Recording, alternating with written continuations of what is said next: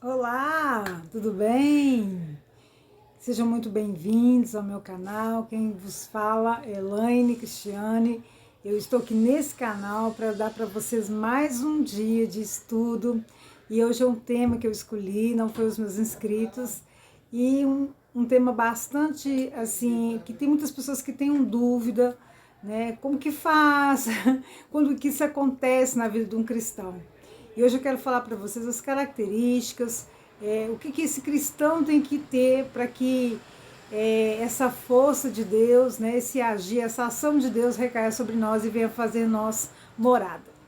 Se você ainda não é meu inscrito, se inscreva no meu canal, deixe os seus comentários, seus likes, para que eu possa poder reportar a vocês, possa responder. Entra lá na minha comunidade, deixa o seu recadinho, algum tema relevante que você gostaria que eu estivesse fazendo uma aula expositiva aqui para vocês, ok? Hoje eu quero falar para vocês sobre como ser cheio do Espírito Santo. Isso, muitos cristãos têm dúvidas sobre isso, né? Oram muito, né? Pedem muito, né? Passam noites e noites orando pelas madrugadas, mas ainda não acham que são cheios do Espírito Santo, né? E quando que isso acontece, né? Como que Deus age nisso? E hoje eu quero falar isso para vocês, ok? Então vamos lá? Então vem comigo. Bom, a Bíblia Latina, né, ela tem uma palavra chamada espíritus, e esse foi traduzido para uma palavra grega, né, do latim espíritus, e que quer dizer vento, pneuma. E na teologia cristã, né, a matéria chamada pneumologia, se refere ao estudo do Espírito Santo. Então, toda vez que você falar sobre um estudo sobre o Espírito Santo, você vai lembrar da palavra pneumologia, que também tem aderido àquela doença chamada pneumonia, porque vem do ar, pulmões. Pneuma, né, no grego, ela significa vento, sopro, respiração, ar, né? Lá em Gênesis fala muito bem sobre isso, que está em Gênesis 2:7, que eu vou ler para vocês. Gênesis 2:7. Então formou o Senhor Deus ao homem do pó da terra e lhe soprou nas narinas o fôlego de vida. E o homem passou a ser uma alma vivente. Deus soprou nas narinas do homem e ele passou a ser uma forma vivente. Soprou o fôlego de vida, o espírito dele, a ação dele de criação, de vivência, de se tornar vivo. Ele nos fez assim. Soprou no ser humano, naquilo que Deus criou, o fôlego de vida dele. Quando a gente vai para o hebraico, a gente vê esse mesmo sentido de ar, e a ação do Espírito Santo é denotado na palavra ruá, né, que também quer dizer ar em movimento. Então, no latim é espírito, que quer dizer vento. No grego quer dizer pneuma, que quer dizer ar, sopro, respiração. E no hebraico, ruá, que quer dizer movimento, ar em movimento. Ok? O Espírito Santo é a terceira pessoa da Trindade, né? Ele é o que ele decide se manifestar entre os seres humanos. E onde está registrado isso? Está lá em Gênesis 1:26. Isso é escrito assim, ó. E também disse Deus: façamos o homem à nossa imagem, conforme a nossa semelhança, tenha ele domínio sobre os peixes do mar, sobre as aves do céu, sobre os animais domésticos, sobre toda a terra e sobre todos os répteis que rastejam pela terra. Façamos o homem. Não havia uma pessoa, havia outras pessoas na criação do ser humano. Esse façamos estar no plural. Nós façamos.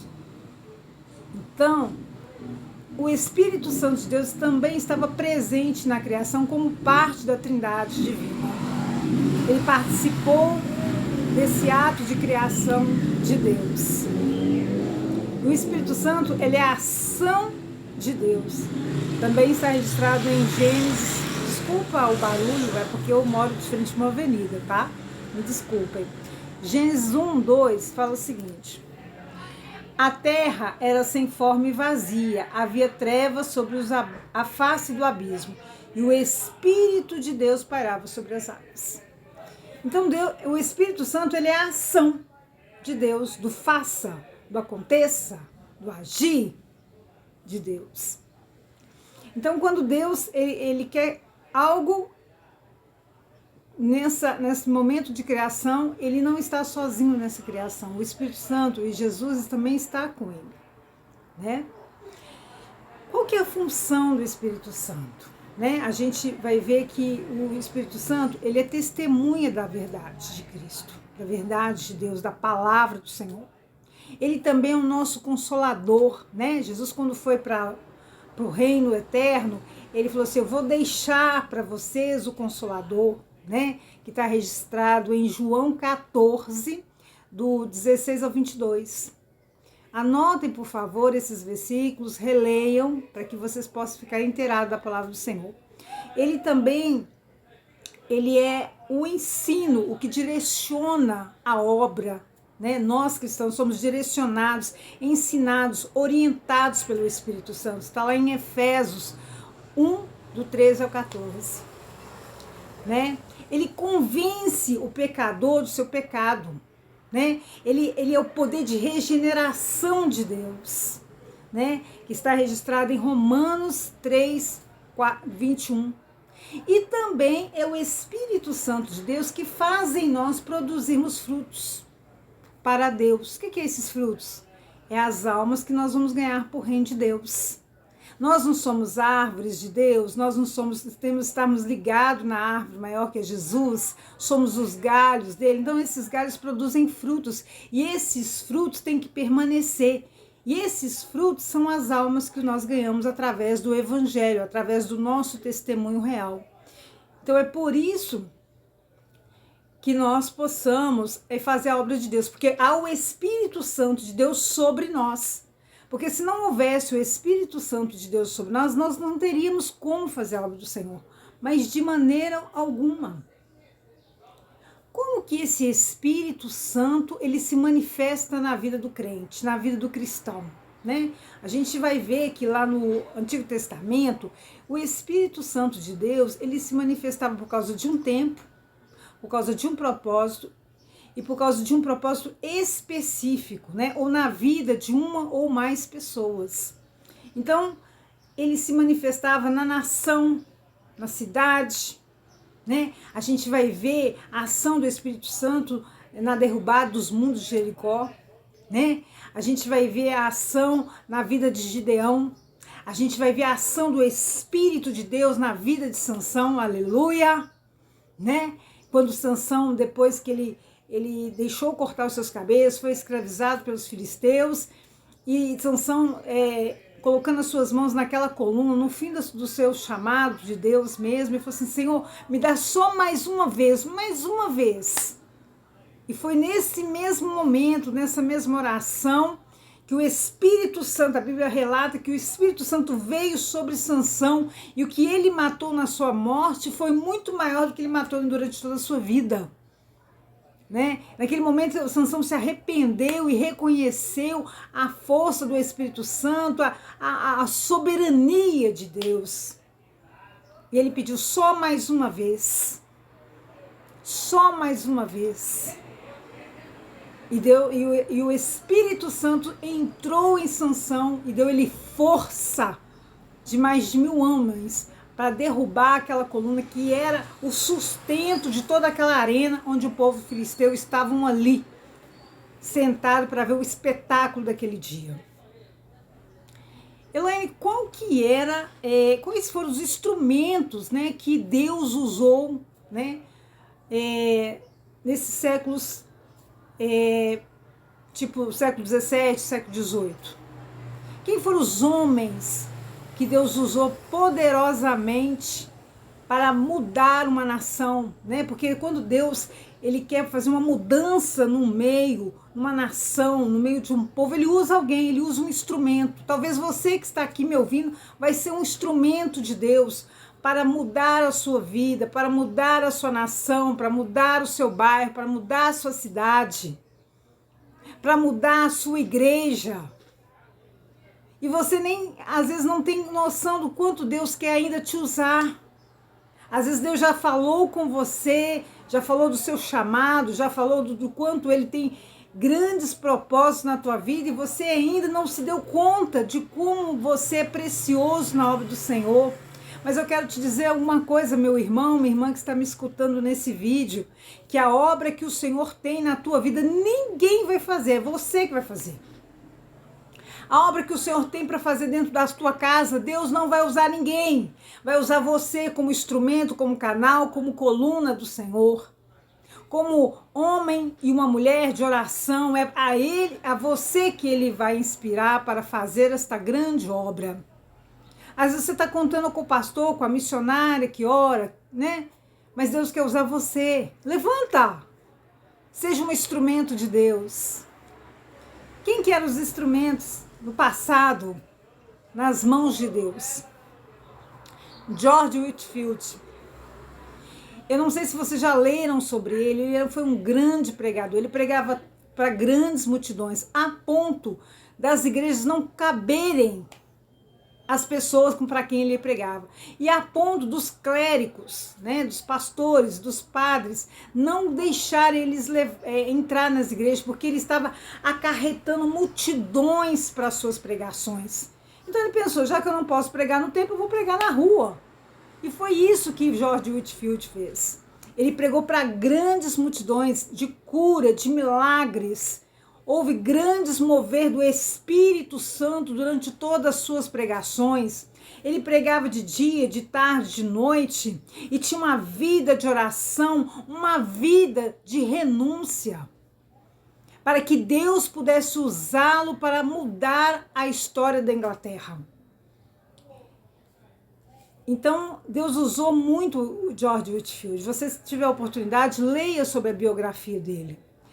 Samuel Walker também foi um grande pregador do evangelho no passado e Deus usou ele sobrenaturalmente para pregar.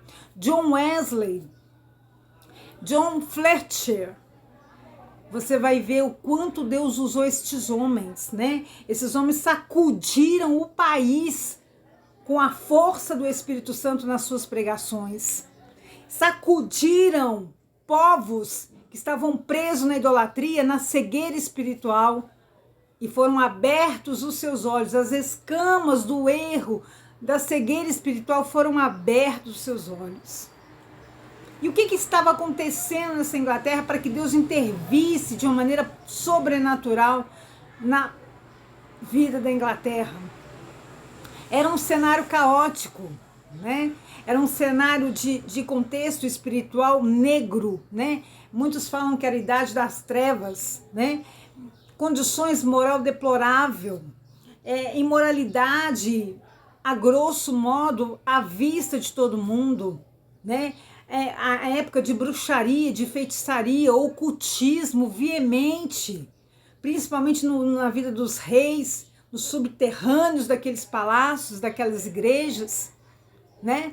Então tinha um mover de Deus para salvar o povo inglês, para que houvesse tradução da Bíblia para o povo inglês estar lendo esta Bíblia, que até então era só no latim, né? A Septuaginta.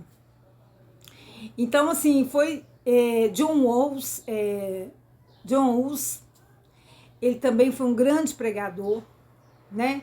E quando a gente vai ver o mover do Espírito Santo na vida das pessoas, foi por algo específico. Aí você fala assim, então Deus vai só me encher por algo específico. Não. O Espírito Santo, ele quer fazer morada em nós, quer fazer morada permanente em nós. Mas para que isso aconteça, nós temos que nos renunciar. nos transformar, querermos, ansiarmos, desejarmos esse Espírito Santo nas nossas vidas, para que ele venha e que ele faça diferença. O que quer dizer um cristão cheio do Espírito Santo, Elaine? Você que está me ouvindo, você que já orou, você que já clamou, passou na madrugada buscando o Espírito Santo e até hoje não foi cheio do Espírito Santo, então você teve algumas manifestações do Espírito, mas você não se considera um homem, uma mulher cheio do Espírito Santo. É andar no Espírito, viver no Espírito, ser direcionado no Espírito. É uma mulher e um homem que vive, se direciona, caminha pelo Espírito Santo. Então, assim, você precisa de ter uma vida de oração. Quando eu falo uma vida de oração, não é você ficar orando 10, 15 horas, não. É ter uma vida. Tudo que você for fazer, você ora. Tudo que você for realizar, você ora. Tudo que você for tiver a sua dúvida, você coloca diante de Deus. Você ter uma vida, uma constância, um relacionamento de oração com Deus. Viver se relacionando com Deus. Na oração, ter um diálogo com Deus. Eu não estou aqui conversando com vocês? Eu não estou explanando esse ensino para vocês? É como se isso fosse vocês e Deus. Falar com Deus, a Bíblia fala que nós devemos colocar as nossas causas diante dele, né? Buscai ao Senhor enquanto se pode achar, porque é isso que ele quer de nós, que nós devemos buscar a ele, buscar a presença dele, falar, temos um relacionamento em oração, né? Às vezes você pensa assim, nossa, mas é tão difícil nesses tempos tão corridos. Você pode falar com Deus em qualquer lugar, no seu banheiro, dentro do ônibus, andando, trabalhando, voltando para casa, fale com Deus, fica em espírito. Outra implicação para você ser um homem, uma mulher cheia do Espírito Santo, é você ter obediência à palavra do Senhor. Não basta pegar a palavra e ler. Ela lê, ótimo, você está alimentando a sua alma, mas você tem que tirar deste livro e praticar, obedecer. Né? Quando está lá nos 10 mandamentos, eu vou dar um exemplo bem clássico. Não adulterarás, não matarás, não cobiçarás. Respeitar pai e mãe, né? Honrar o pai e a mãe. Quantos cristãos desobedecem pai, responde pai, mãe, né? Maltrata, não zela pelo pai e para a mãe. Você está desobedecendo a palavra do Senhor. Quando você cobiça o carro, a veste daquela irmã, o calçado do irmão. Ah, varão, nossa, você podia me abençoar aí com esse sapato. Você está cobiçando. A ponto de você, a cobiça é tão grande que você cobiça e ainda fala o que você está pensando. Você está em pecado de cobiça. O carro, o irmão chega com o carro na igreja e você fala, nossa, mas que carro, esse carro podia ser meu. Aí eu vou fazer de tudo para um dia Deus me abençoar para comprar esse carro. Por que tem que ser aquele carro? Você está cobiçando. Né? Ah, pastor, missionária, mas eu não adultério. Tá, mas a Bíblia fala assim, se você olhar com um olhar ilícito para uma mulher, para um homem, pela palavra do Senhor, você já foi lá e já fez tudo com aquela mulher e com aquele homem. Então, obedecer, colocar em prática. Não mentis uns aos outros. Não useis de engano uns aos outros. Não defraude o seu irmão. Né? Não andeis ansiosos pelas coisas dessa vida. Nesse tempo de hoje é tão difícil não andar ansioso. Mas a Bíblia fala para a gente não andar. Não turbe o vosso coração, credes em mim. Eu vos prepararei moradas no céu. Vinde a mim todos que estáis cansados e sobrecarregados, que eu vos aliviarei. Você que está cansado dessa jornada com Deus, deposita o seu cansaço, a sua ansiedade nas mãos do Senhor. Outro ponto é que nós devemos sempre estar direcionando para estarmos cheios do Espírito Santo, ter uma vida de louvor e adoração ao Senhor. Duas coisas que eu quero esclarecer. Louvar é diferente de adorar. Quando você fala assim, eu vou adorar o Senhor, né? Quando nós estamos assim, adorando ao Senhor, nós estamos tributando a Deus, estamos nos envolvendo com Deus, né?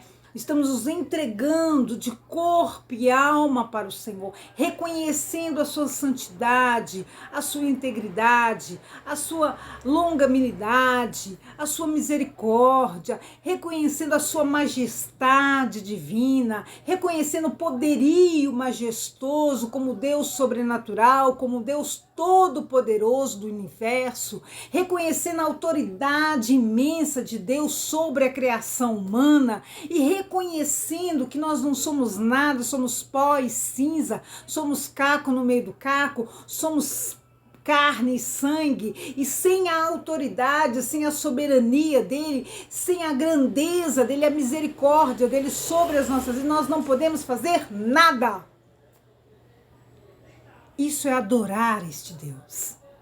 Isso é reconhecer a grandeza, a plenitude, a magnitude deste Deus nas nossas vidas e a nossa necessidade, a nossa carência desse Deus em nossas vidas. É quando você se dispõe, se diminui para que ele seja adorado em todos os âmbitos da sua personalidade, da sua grandeza como Senhor e nosso Salvador. Mas louvar, não. Louvar qualquer um pode louvar. Cantar um hino qualquer um pode cantar, né? Louvar significa você estar cantando, mas não é adorar. Porque adorar vem do coração, vem da entrega. Louvar não. Você simplesmente louva, né? Porque tem que louvar. É algo que qualquer um pode dar. Louvor, tributo, aplausos a alguém. Então, o que eu quero dizer aqui para você é o seguinte: ser cheio do Espírito Santo é você ansiar que esse Espírito entre em você, ande com você.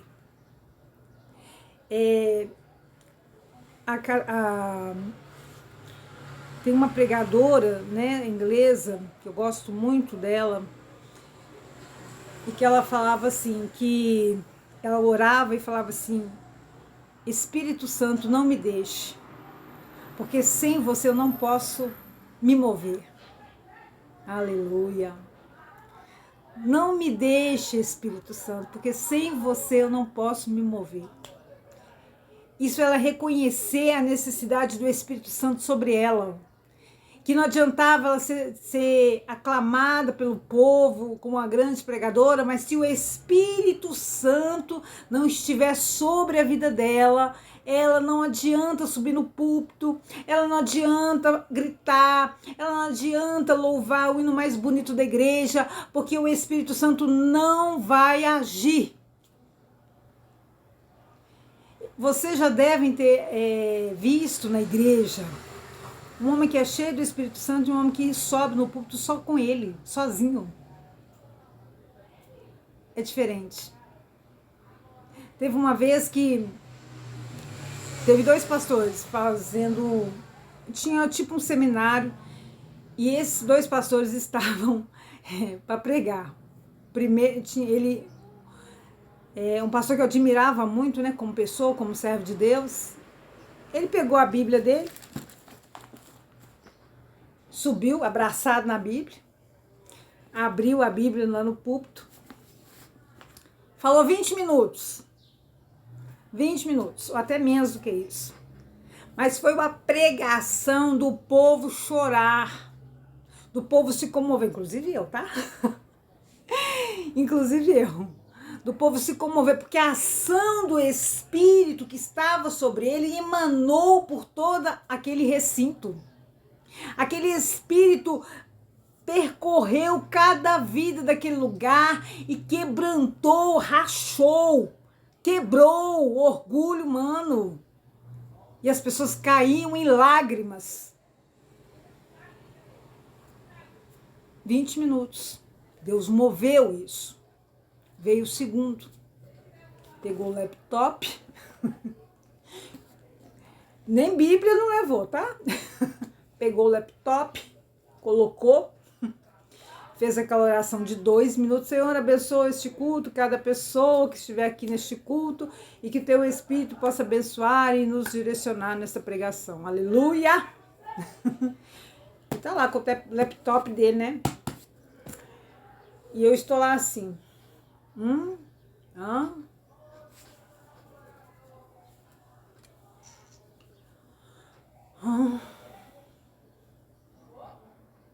De repente vai fazer assim, ó. Eu faz assim, acordava de novo. Irmãos, sério, não fluiu nada, porque não tinha o Espírito Santo. Ele subiu sozinho, ele subiu na força do seu braço, acreditando na tecnologia, talvez.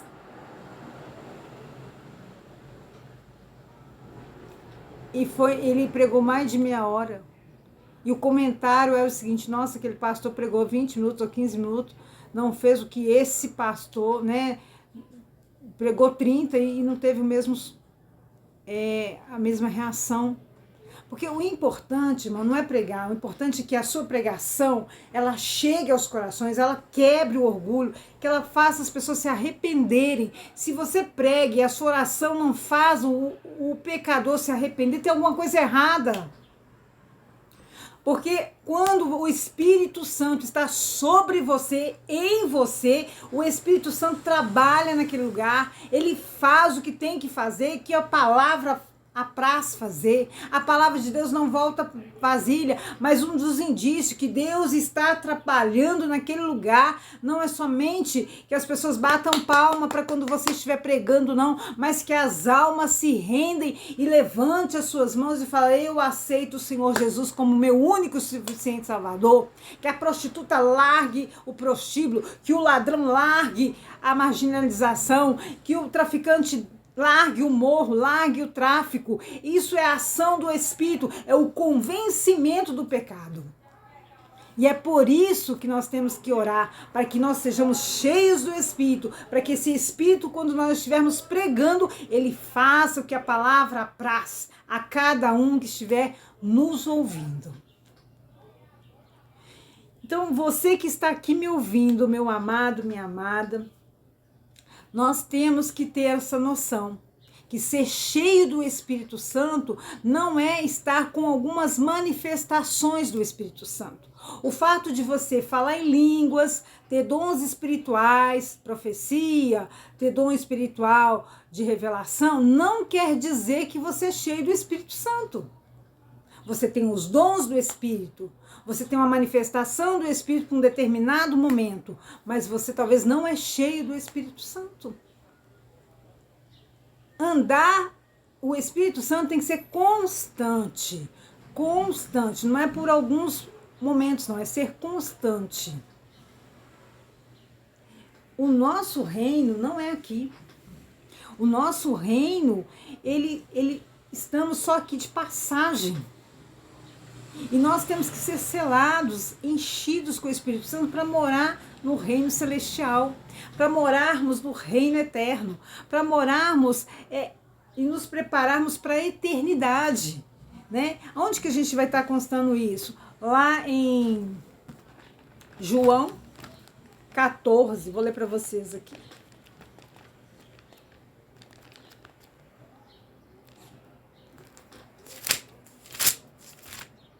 João 14, 2,